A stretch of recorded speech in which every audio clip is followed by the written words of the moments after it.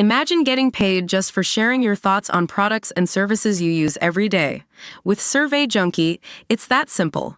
Click on the link in the video description to discover how you can start earning today by taking surveys. Mississippi cops who called themselves the Goon Squad had a group chat where they shared images of corpses and discussed how to humiliate and assault suspects.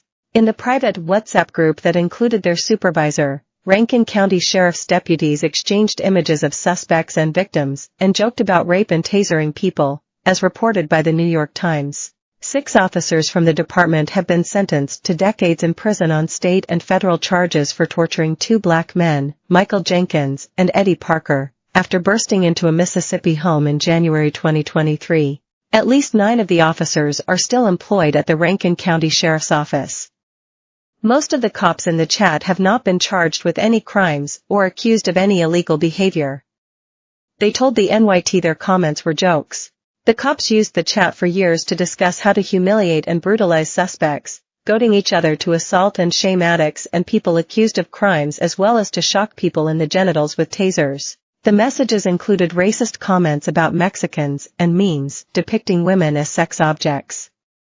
The deputies also talked about taking naked images of a woman they had arrested. One cop shared a video of a deputy defecating on someone's bed. When they encountered someone who died by suicide, homicide, or an accident, they shared images of the corpses and joked about having sex with them. In May of 2022, Deputy Zachary Cotton shared a picture of a man's body decomposing in an impoverished neighborhood, prompting his colleague Hunter Cook to reply, "That's hot. Poke him with a stick," added Lieutenant Jeffrey Middleton, the group's supervisor, now serving 17 years in prison. The group once discussed a man arrested on suspicion of domestic violence, with Hunter Elward asking, "Did you tase him in the face?" Daniel Opdyke, now in prison, asked if they had shocked the man in the anus. Cook replied that had the area been more secluded, the suspect would have gotten more lovings. He told the NYT he was aggravated because the suspect was accused of child abuse, adding, "I didn't do anything that was illegal or anything like that to him." When asked about the exchange, Cook, who is no longer in law enforcement, told the NYT, "We see dead bodies all the time.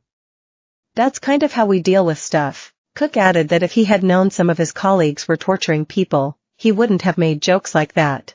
Cotton, who still works at the department, said, "It's not against the law.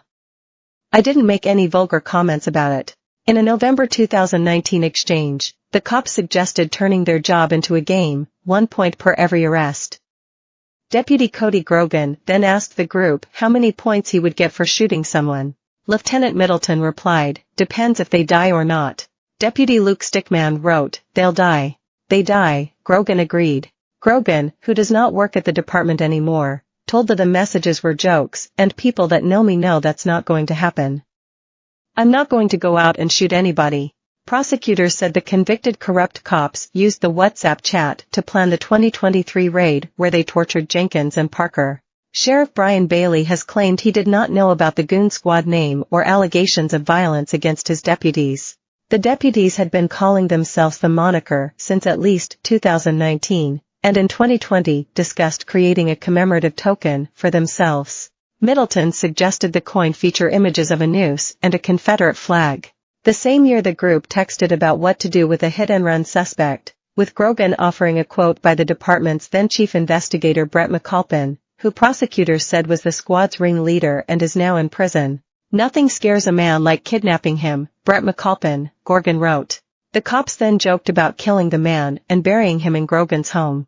In another 2020 exchange, 2 deputies asked Middleton if they could beat a man suspected of exposing himself to women. "That's fine, just justify it good in your report," Lieutenant Middleton replied. The 6 former officers who attacked Jenkins and Parker were sentenced in March to federal prison terms ranging from about 10 to 40 years. District Judge Tom Lee called their actions egregious and despicable as he gave sentences.